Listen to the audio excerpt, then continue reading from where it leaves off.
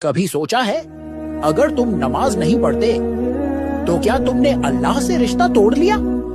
کبھی سوچا ہے اگر تم نماز نہیں پڑھ رہے تو تم کس سے منہ موڑ رہے ہو؟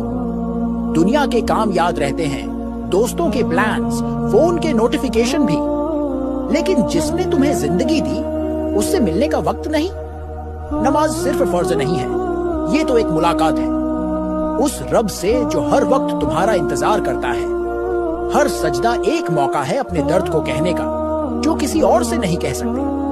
ہر رکوع، ہر دعا اپنے ٹوٹے ہوئے دل کو اس کے حوالے کرنے کا ذریعہ ہے۔ ہو سکتا ہے تم نماز نہیں پڑھتے، لیکن اللہ پھر بھی تمہیں روزی دے رہا ہے، سانسیں دے رہا ہے، تمہارے گناہ برداشت کر رہا ہے۔ سوچو اگر وہ بھی تمہیں ویسے ہی چھوڑ دیتا جیسے تم نے اسے چھوڑا ہے تو کیا بچتا؟ وقت